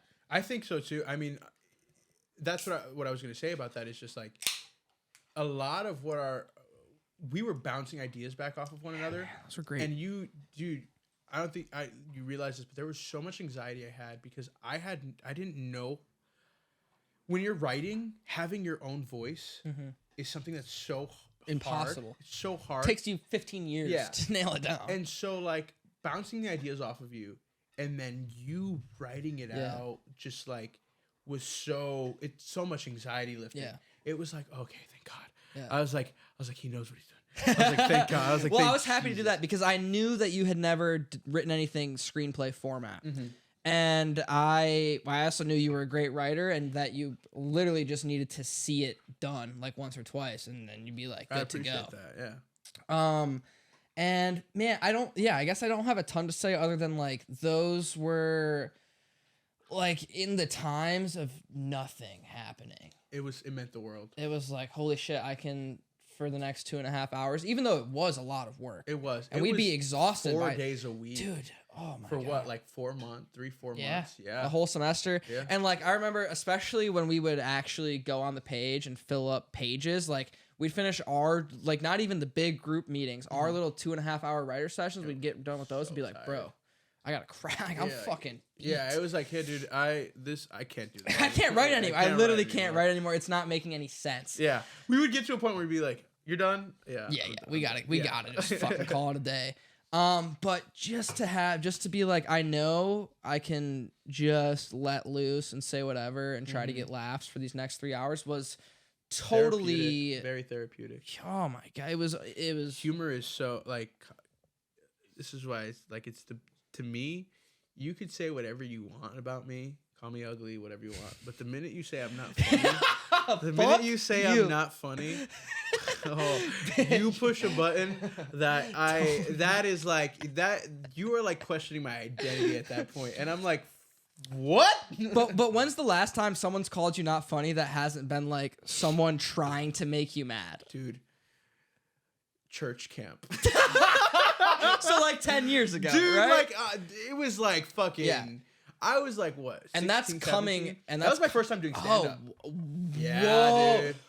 Yeah, dude. Oh, whoa. Okay, I did. Stop. You've done stand up? I did it once. At church camp? I did stand up at church camp. At church camp. And I fucking killed. You killed. By the power of Christ, I killed. It was insane. Whoa, dude. Do you remember any of the jokes you did? Oh, fucking. So what it was, I remember too, because it was earlier in the day. I'm telling jokes and I'm hanging out with a bunch of people, and this girl comes up to me that I thought was really attractive. I was cutie. Like, oh, she's cute. She's cute. Yeah. And like she was like, "You think you're so funny, but you're not." And to me, I was like, if we weren't at church camp right now, I would say some unholy things to you. Oh God, I was like, I honestly, it was like a mixture of I wanted to cry, but I was also like, how dare you? That sucks. But like that night, we had this thing called Battle of the Cabins, where there was like 5 different category of things, and one of my category that I had to do was make the room laugh. By telling a story. Yeah. I told my 8th grade rejection story to this girl named Lindsay Skinner at the winter concert / Peter Pan Jr. premiere. It was like a 5-minute story, and I it's killed. Just crushing. I killed. I crushed. I remember so I put the mic down. I went and like they were like I crushed. Put the mic down. Everybody's dying laughing. I go sit back down. By the end of it, they were like, and the winner for this category, Lenin. And I was like, everybody's like cheering. I get up, go to the back, get water. Play it nonchalant. I literally did. I hit one of these. I was like, yeah. Yes. Yep. And then I go to the back, get water. And she comes up to me. She's like, you're really funny. And I go. The same girl that told you weren't? Yeah. And I go, I know.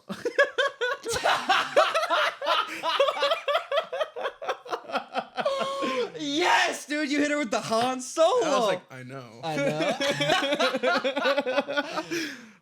Wow, Jesus. Man, that's awesome. I want to do stand up more. I feel like you should. I feel like I'd be so. You can, man. You can do it this next year. Heidelberg has a mic every Tuesday where you just show up. It's the only one I think that you can just show up and put your name on and you'll get stage time. Oh, that's interesting. I did them at the world famous Blind Pig. But you gotta like DM that guy to get on. After a while, I feel like you get used to it. Yeah, and you as a stage performer, I don't think would be scared. You'd be as nervous as you are for any other performance. I mean, so what me and Macy had a long talk about this and about the differences in improv and stand up, and I think that once you start to dissect comedy, it's not a good road to go down because you become not funny. Yeah. But I do think it's like wake up the morning of the show immediately with a knot in the chest and stomach. So then you smoke a cigarette. I smoke, and then when I get to the club, I just start drinking. I just drink like 4 or 5 beers. Yeah. And then it's still there, and then it's there, and then they call your name, and then like once you force your legs to walk on stage, it's like I can't really be nervous because I gotta grip it and rip it here. Do it. And then once you get like a laugh, or I mean, once you start telling your jokes, it feels a lot better when you get laughs, but it's like you're not nervous, and then if a joke doesn't go well, it's not like I don't get it like a nervous dread. Like I people that go and watch comedy are like when you see a guy start to falter and bomb and like forget shit, it's like a dread. And for me, it's like when I like to think that I've only truly bombed like twice. Yeah, is bombing like one of those? It's a rite of passage. I feel like. And that's the thing. It was like because the first 4 stand-up shows I did, it was like rooms filled with like friends mostly, like 50% people that I know personally. And it's like, well, I can't really bomb in these rooms because they're here to support me. Right. And so like I remember doing an open mic where it was like 6 people in the crowd and 4 of them were other stand-up comics that had already gone on. So it was like, I'm not gonna get laughs here. And if I get 1 laugh, it means it's probably a pretty good joke. So those are like, and it's so much easier to bomb when you have like a friend that's watching you, because then you can just look at them and be like, we're gonna drink so much after this. I got a blackout after this. But I do think I mean, obviously I want all my friends to do stand-up, so I have friends to do stand-up with, but I think you should do it. I've been looking into it. I've been thinking about it. Funny guy. I was like, life is life. You got some stories to tell. I got some stories. So we have but ultimately the writer's room as because it was like probably the biggest thing that I was doing in my life at the time. I wasn't really big in extracurricular clubs at the time. My class, I was in a feature film writing class, so I was doing a shit ton of writing. But then that ended, and what you brought up at the start of the show, we hung out like once, and then it was like just damn, it wasn't any ill will or no, that. It's just life got busy. Life gets so busy. You get class, you don't realize and you get a job, you have to get a girlfriend or something. Oh, dude, I don't even want to talk. Dude, I don't either. Dude, I don't even. And I know we could have a lot to talk about. We could. Oh God, I can briefly. Oh Jesus Christ. So let's maybe we'll even save that for off pod because I got some stuff I want to talk to you off pod about. Yeah. I mean, like I'll straight up tell you, I think I'm going to break up today. So that's today, dude. I just got a text, dude. It's shit. This is I just got a text message, and it's just dude. My whole life has. This is something I want to talk about, but like, because I like where life has been and like what life is going for. But like, I guess we'll briefly go over the rest of what college. Let's fill up to this point moment and the writer's room, right? Because people know what I've been doing if they've been listening to the show. I'm gonna sit back and you just kind of give me the spark notes of your life of the last 3 years. All right, so after writer's room and after we hung out that time, I've been doing shows. I've been doing go hard in the acting. Yeah, I keep seeing you pop up. I fucking know that guy. I did a film in North Carolina, which was super fun. 3-person cast, and we sat in a cabin for a week. I did 2 devised theater pieces, which were insane. That was like a 6-month process for each of those. I did 3 plays. That were also just like I've just been doing acting, and I've tried to write here and there. I've tried to keep up with the writing, but as far as it's just been acting. Yeah, I've tried to like. Thing is like I would love to be a jack of all trades, master of none. He'd like to be a multi-hyphenate. Yeah, but like I think for me, like I know where my what I want. Dude, and the most important thing in this whole fucking crazy shit is knowing what you're good at and knowing what you're not good at. And that's not to say anything, but to be able to tap in, be like, my strength is on stage, fucking doing this shit, which it is. It's like, fucking. Yeah, and I want to focus on that as much. I would love to write more, though. I know that about myself. I would love to. I did Writer's Room the year after that. Yeah. I heard it was a little messy. Oh, we'll save it. Oh, God. I need another drink if you want me to open you up want me to get you a Bud Light, buddy? You got another voodoo? Yeah. No, man. I mean, like, what was it? It's like, honestly, it's been a lot of ups and downs, and I think where it's been is fuck yeah, this is awesome. Shout out Voodoo. Shout out Voodoo Ranger. I'm gonna open it up and listen to it crisp. Yeah. It's crisp. I fucking love it. But it's talk to me a little bit about Robin Hood, because I knew I just like, well, you were the person that I knew the most, because I have there's literally for the last 2 years you pop up and shit, and I'll talk to people that are working on it or adjacent to it, and I'll be like, do you talk to Lenin? They'll be like, a little bit. I'm like, I love him. Dude, will you tell him I say hi? I tell so many people, tell Lenin I say hi. Literally, so many times. But Eric, the great Eric Dagoberg, he came on. Yeah, I knew you were living with him now. He helped out on our independent study this last semester. And I had obviously, like, most of the shit that I write that gets produced is like the stupidest sketch you could imagine. And so me and Jake Primack wrote and created this like weird neo-noir thriller type thing. Awesome. And so obviously I've never worked with a fight coordinator before. Yeah. And Jake and Jesse Krugel were like, we should get a fight coordinator for the fight scenes. I'm like, fucking do it. Like, we don't have to pay him. Let's bring him on. Yeah. And Eric came on and blew me away. I was like, damn. Eric is insane. I was like, because I've gotten used to, I mean, it still blows me away, but I've gotten used to meeting incredibly talented people in this line of work. But it still blows my mind to be like, there was a niche thing thing that we're talking about German, that like I mean like that I knew existed but like had never seen, and there's somebody that's like really fucking good at it. Like I think that's super cool. We also had a special effects makeup person on to make like these crazy acidic burns. And I was insane. Like, you guys are locked in on this thing that like and the fact that don't even know about. Awesome that we get to do that here. So cool, man. So like, imagine how much better it's gonna be like when we get. Oh, she's eating plastic. She's eating plastic. Yeah. Don't do that. No. What was I say? I asked about Robin Hood. Robin Hood was a live action Robin Hood. Yeah, it was for me. It was interesting because I played a villain. Okay. I played one of the right-hand man to the main villain of the play, and it was a lot of like standing there silent and being strong, looking tough, which was so different for me because that's not who I present myself as. But it was it was such an interesting experience. I loved it. I had a great time. That was the show that really tested me again, because there's always those like processes that really test you in terms of your patience. Just because I did butt heads with the director. So many people. But I mean, I was disappointed in myself for allowing. This was the show I would say that I allowed my negativity to come out a little bit more. And I'll be honest about it. Like, it was hard to be positive, especially when I felt like a lot of shit was coming out to me. And so it taught me a lot about, okay, I need to be better about this. I need to be just what we were talking about earlier, where it's like, this isn't about you. Yeah, this is a huge thing. It's a huge thing. And so by the end of it, we had a cast dinner.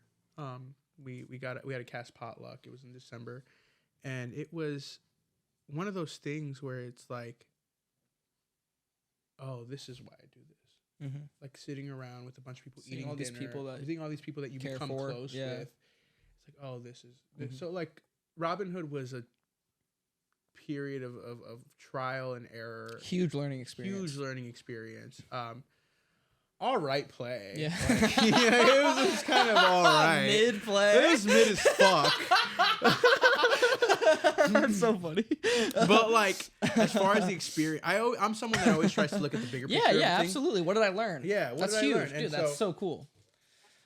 For me, there it was like, oh, you're just a cog in the machine. Enjoy that. You know, Yeah. Find comfort and joy in that. Yeah. And I did.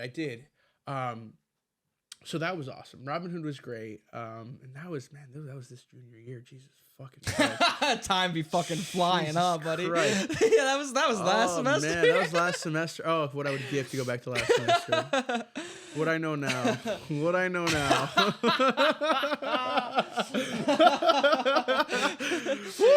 Me and you both, buddy. Dude, what can I say? Like,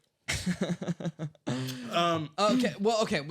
I think you've said enough about Robin Hood. Yeah. There's two more things I want to ask you before I cut you loose, so you Yeah. can tell me, and we're gonna have enough time to for you to really tell me. Yeah. Rapid fire. Talk to me about Midnight Book Club. Because Yeah. and I'm telling you this, but it is I want to hear specific things because when you joined Midnight Book Club, Yeah. It was the same time as Writer's Room.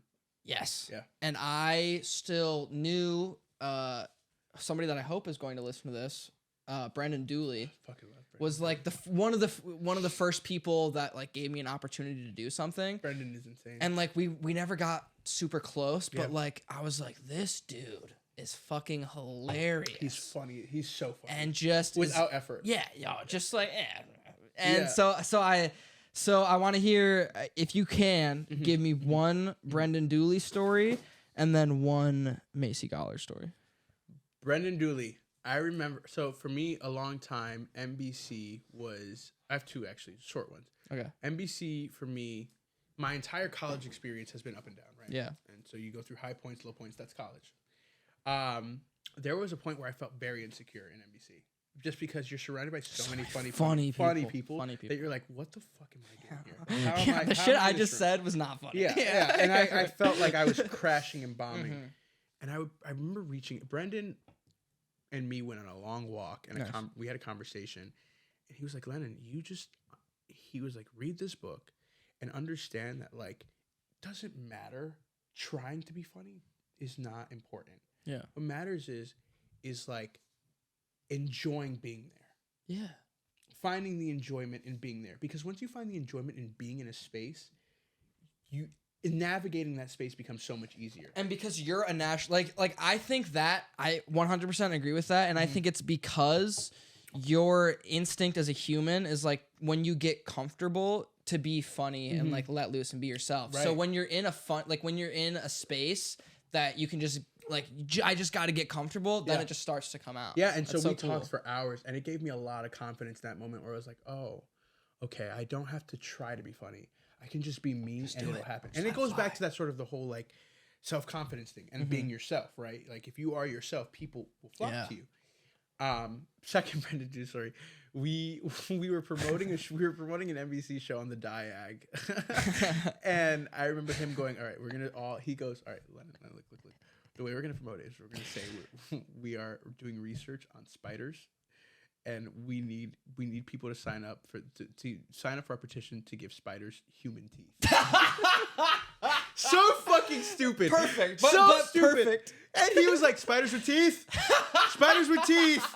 On the Diag. And I'm sitting here like, there is no fucking way I'm going to start saying spiders with teeth. Stand up and yell that? And I do it. I'm like, spiders with teeth. And people are looking at us, but it was the most fun. I love it. It was so fucking fun. Because that's what it's all about, dude. Yeah. Let's just be funny. And that's so the first thing within 2 weeks of being here at Michigan, I waltzed into the basement of North Quad for the Wolf TV mass meeting, knew 0 people there. Went there by myself, knew nobody there. And this guy, Brendan Dooley, was pitching this sketch comedy show. And he was like kind of funny. And then he like did this thing where he was like pretending to be cool. And then he went to... Was it Craig? No, Craig. So Craig happened in... sketch comedy. Terry Saris taught a FTVM 403, an upper level sketch comedy class. Oh my God, I wanted to take that class. It was the best class I've ever taken. In 20... it was a 4-hour one, right? Yeah. The one on Friday? 10 to 2 on Friday. Yeah. I wanted to take that class fucking so awesome bad. class, I texted dude. you about that class. Yeah. Oh, yeah. I tried to get you in that class. So my year was Open Stomach Global with Primac, Servita, Berman, Shintray. Fucking names on names. But the year before us was Craig, which was Dooley, Oscar Landry, Addie Roddenberger, who are still doing really, I'm sure you follow them. In New York. They're still doing very cool things in Brooklyn. But no, so Wolf TV, which is kind of crashing right now, but when I got there was a huge operation. And they had like 9 or 10 different student-run TV programs. Wow. So I worked on Wolverine Sports TV, which got very big by its end. And then I joined because at this pitch, this guy Julian Poza, who you wouldn't know, Justin Feinberg, you probably wouldn't know. I've heard of Justin Feinberg. You probably heard rumblings of. And then Brendan Dooley, they're pitching this sketch comedy show. They show us a couple of videos that are funny. And then Brendan's doing like this cool guy, just like thing that I'm like, oh, that's kind of funny. And then he goes to sit down on a glass table that's in the middle of the room, and the glass table shatters everywhere. And he falls through the table. And it's like silent in the room. And I just start dying laughing. Like, holy shit. This guy was trying to be cool and just shattered a table. But anyways, I joined this sketch comedy show, which was like just this, like there's 40 people in this room that are all like me. Yeah. This is awesome. And Brendan's up there running that. Like Brendan's in charge, and like people are listening and laughing to him. And so I wish we had gotten closer. He kind of, he peeled off to like really put his energy into Midnight Book Club, which paid off, obviously. But yeah, man. Funny guy. And then Macy. We had Macy Galler on the show. And Macy was the person, I met Macy in LA last summer, and then knew that they were in Midnight Book Club. So every time, and then I had a class with them first semester. Yeah. And after every class, I'd say, you better say hi to Lennon to me at your little improv practice. You better fucking say hi to him. Macy, what can I say about Macy? They are one of the people that I like. So for me, my experience in Midnight Book Club is I've been more closer with the sort of like female demographic of Midnight Book Club, and I know that they identify as they. For me, Macy was someone that Macy, Cassie, Leah, like Rhea. I felt more comfortable with them. Yeah. I felt more able to connect with them, and Macy less standoffish. Yeah, less standoffish, and I was able to. Macy is someone that I've been so like in awe of, just as a human being. Just like, how? Macy has a heart. Just kind and funny all of the time. What the fuck? Yeah, and like, and has gone through some shit. And knows how to make you feel like you're heard. Yeah. So like, there's not a specific Macy story that I can say, but what I can say is that as far as like knowing Macy, I am so grateful. So I just Macy. Like my life is better because I became like casual friends with them. It's just better, which I think is a good indictment we can give to Macy, and I think they'll listen to this. All right, dude. So, well, I think we've hit your big, like your kind of your. Oh no! I'm sorry. I had Lance Giuliano on the show. Yeah. I wanted to have Zora Quaz because I've known Zora for a long time as well. Yeah. And I was actually in the 310 class that Deadbeat started as. I saw the original screenplay of it. And think it's like such a kick-ass cool idea. Yeah. And unfortunately Zora's off doing the NELP thing. Yeah. They're out in Vermont or New Hampshire. I think they're out in New Hampshire with a shaved head, just writing about nature. Just like fucking off the grid. just like eating grass or something. But I had Lance on because 423, there's been really cool 423 projects, and obviously I'm like pretty close friends with so many people that were involved. Yeah. But I also tend to exhibit fan behavior. That's a new phrase I've been saying a lot. But I'm like genuinely fans of so many people that do shit here. And so I threw enough roses at Nicole Winthrop and Macy Galler. But Deadbeat, I thought, just looked so cool, and the vibes were so cool. And I love Lance, and I love Zora. Yeah. And then, of course, my favorite part, me and Justin were sitting right next to each other at the premiere. Yeah. And fucking every time you had a line, we just dude, that's our fucking boy right there. We knew that dude since he was a little baby. We fucking love that guy. But be honest with me. How'd I do in that? I don't want to sing your praises too much because I don't like to. Well, no, I'm just kidding, dude. You know I'm a huge fan of you, and I appreciate that. If it was mid, I'd tell you. It's like I didn't like it. No, I like the honesty. If it was mid, I wouldn't have even brought it up. Yeah. I was just happy every time you were on screen saying something. That. And but I want to. So unfortunately, these episodes started as 1 hour recording sessions. They've now become 2 hour recording sessions, honestly, which is great. Which I love. Yeah. There's a producer for this show that's not as happy about that as I am. She's not here right now. I'm so sorry. Sorry, Katie. You got a lot to say. Katie just had surgery. She's recovering. Okay. So Deadbeat. We talked a little bit earlier about how 423. I guess FTVM 300 does it a little bit too. I never took that class.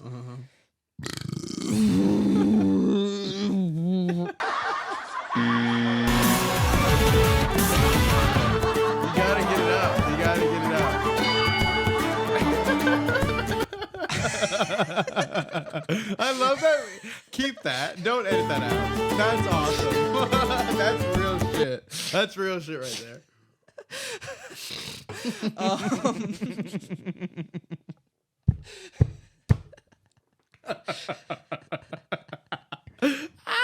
Isn't it good to laugh, man? Isn't it fun to laugh? Oh, laughter is the best medicine. It's getting a little sweaty in here, too. I turned the AC off. Dude, these fucking things are great. I'm not gonna lie, I'm a little fucked up. This is awesome. A little buzzing a little bit. 423 is such a cool intersection, and one of the only intersections between the film majors and the acting majors. Yeah. Talk to me about the audition process for these films and how it came to be that you ended up because I remember when the auditions for this were happening, or like in like the first 2 weeks of last semester, me and Jake were working on this independent study, which meant we had like 3 credit hours out of our week where we could just like fuck around and do whatever we wanted. So a lot of times we would start in an MLB collab room, write for an hour, and then move down to the first floor of MLB where all the 423 people were hanging out. Yeah. So we talked to like Ahmad and MJ and Lance, and then I saw you one time, and you guys were all like in the audition process, and I was like, oh man, if I get to see Lance and Boys and Husbands, that would be awesome. Because I think I only knew that at the time. I think I only knew that Boys. I didn't know what the other project was. Yeah. And then you were like, no, I got picked on Deadbeat, and I was like, what the fuck's Deadbeat? And then someone was like, it's Zora's project about a party, a girl that dies in a party. I was like, I fucking read that. I fucking love that. Yeah. It's like Lennon will be great in that. So talk to me about how it came about that you, like, how does that process work? It was first semester, right? And so I'm sitting there December after Robin Hood. And I'm like, okay, I want to do a film. I need to do more film. I need to understand film more. Because this was me coming off of, like, the film I did in North Carolina. Right. And I loved it. Yeah.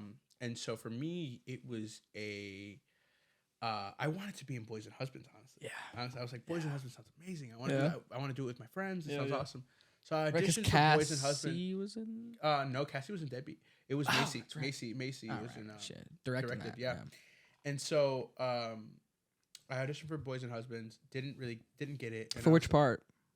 For Ernest. I auditioned for Ernest, which was the nerdy dude. Frankly, I think you're too cool for Ernest. That's what I. I think you would have been too cool. That's what I. You would have came across I was like, too cool. I'm so cool. You would have been a good basketball guy. What was MacArthur? You would have been a good MacArthur. Yeah. And so, I got a text from Emma, the producer, and Emma was like, "Hey, audition for Deadbeat," and I was like, all right, I don't know anything about this script, but I auditioned, and I remember going in and doing one of the scenes with Maya, and I love Maya. She's the lead. Amazing. Yeah, the lead. Mm-hmm. Maya's insane. She was great. Yeah, Maya's insane. And so Maya and I did this scene, and they were laughing at it, and what I was told is that, the fact that, like, I was willing to take risks and make choices that were hilarious is what got me in. So it was it was your comedic chops. Yeah. It goes back to the comedy, right? It's what got me. Is that all I am? Is that all I am? Am I just a funny guy? Dramatic enough? Do I not have what it takes? Do I not have brain? Everybody's gonna think of me as a Puerto Rican Jonah Hill. I'm gonna be a character actor my whole life. Oh God. I'm gonna be rich but funny. Being so depressed about being a working actor. No one takes me seriously. God damn it. But Sorry. But no, it was a fun process. I mean, I like Deadbeat in general was it was a difficult I remember me and Lance were in Vault of Midnight, which is a comic book store. Yeah, oh yeah, I'm a big patron of Vault. I got a punch card. I have a comic book coming in tomorrow. I'll tell you about it. But we were at Vault of Midnight, and I go to Lance. I go, Lance, all right, roll this D20 dice. Yeah. If it's which is a D&D yeah, dice. Yeah. And for those of you that don't know, he was like, all right, listen, if you get this number or higher, our process is gonna be so smooth. He did not get it. So I'll be honest, it was not the smoothest process. But that's a student film. But that's for the you. student film for you. I learned so much, and I was so grateful that I got to, despite all the challenges. And of course, I fucked up in some places where I was like, there was a weekend I didn't show because I was blackout. Yeah, right. I don't know. I'm gonna miss it, guys. I missed the day because I was hungover. It was. What did you tell him that you were missing it for? Oh, dude, I didn't tell them. You didn't say anything. It was my Nathan, my roommate who was also in the film was like, hey, Lennon is indisposed. Wow, he played like the boyfriend, right? Yeah. He was great too. I was indisposed, and I regret that. My bad. Sorry. But you gotta live your life. I apologize. You can apologize to Lance in person Lance, when we do I will. when Lance, when I see you, I'm gonna apologize. But no, dude, it was a great experience. I mean, despite all the challenges, it was so fun, and it was nice to just do it with friends. Yeah. And I had a great time. I had a great time doing that film. The premiere, I was stressed that I had never gone to a premiere, and seeing myself on screen, the biggest screen ever, was like kind of nerve wracking. I did drink a little bit before. Yeah. I was like, I gotta get a little fucked up. You gotta take an edge off for that. Yeah. Dude, I've had that too because we've screened like by now I've had 3 screenings on shit that I've been in, and seeing my big fat fucking face, dude, and my jagged teeth, dude. My teeth are so fucked up. Dude, you're talking to me. I got fucking braces, bro. I was missing teeth in that film. I was missing teeth. I remember when that screening happened and they did a close up of my face and they showed my missing teeth. I heard somebody go. I was like, all right, fuck you. I was like, all right. No, you looked great. Come on, man. You still want? Come on, man. You're still hotter than me. Come on. Shut up. Yeah. No, but my thing was for 2.5 straight years. Yeah. At every screening I had, I cried.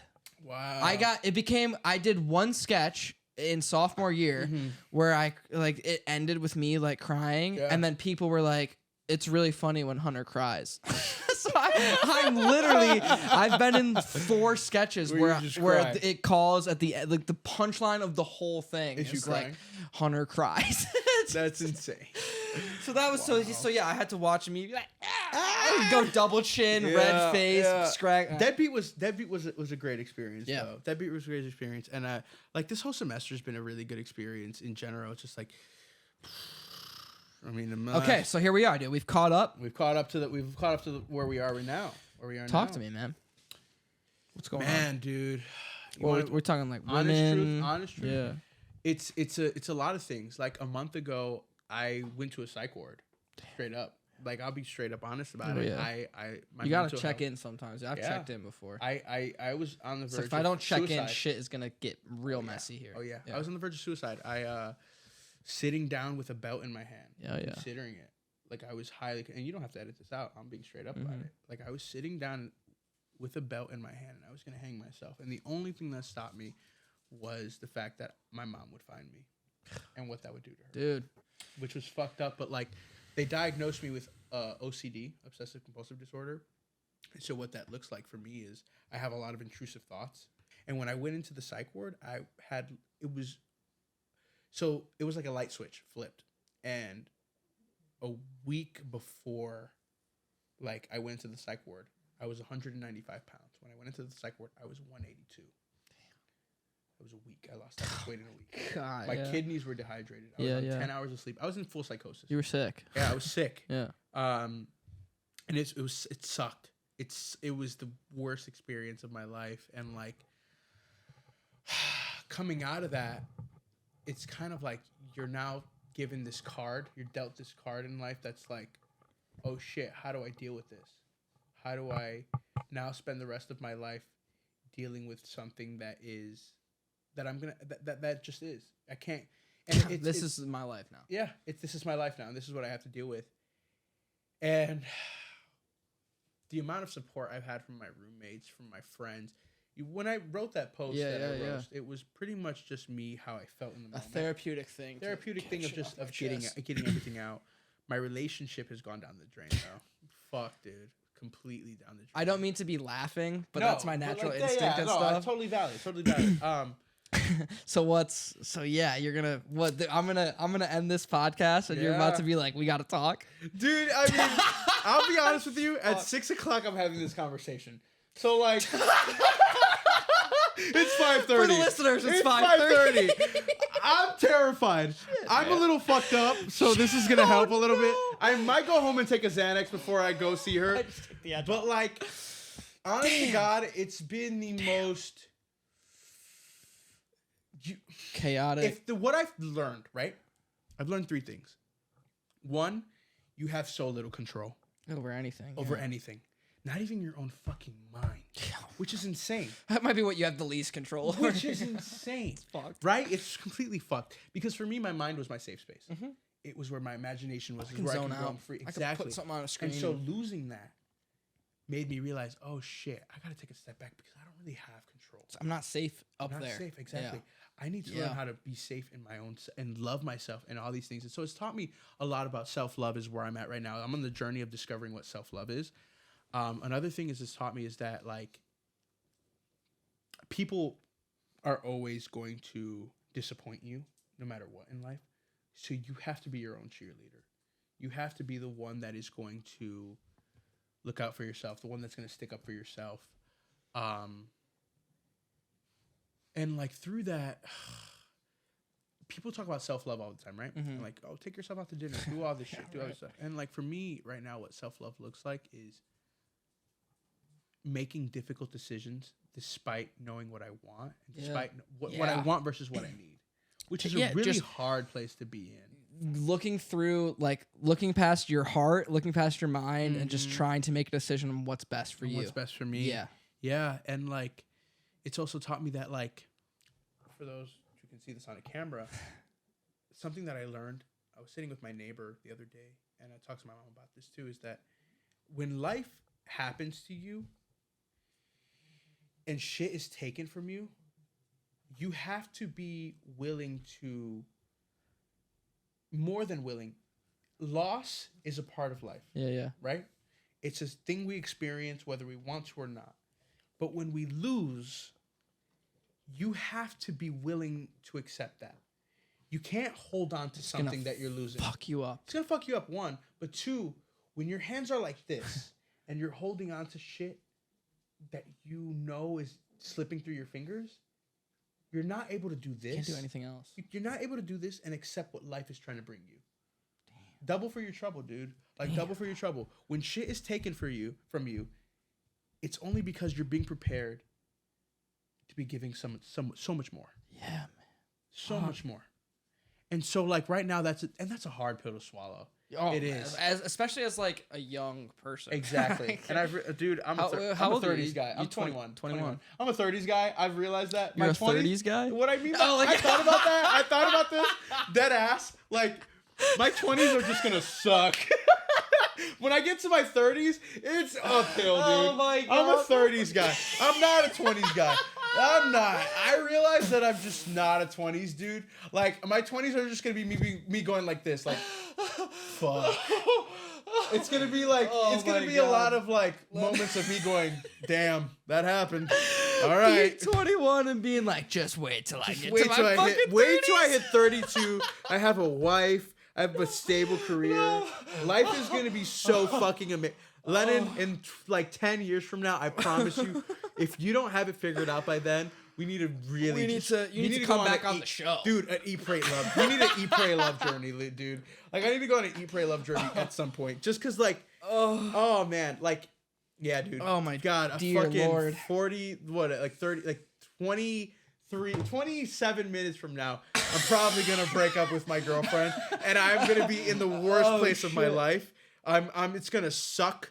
But oh my god, this is so awesome. This is so awesome. 27 minutes from now, I will be on a Xanax, a little fucked up, having a conversation about, okay, I am so sorry for how I acted in all this. I'm sorry to all the other guests, but you've just made this the best episode of the show so far. Dude, I'm straight up. There's no bullshit. You can believe all this in. I am going through. Help me. Motherfucker, help me. Help. A brother is going through some shit right now. I need the help. Oh my god. So like, dude, I gotta fucking piss. Dude, okay, we're at about 2 hours, Lenin.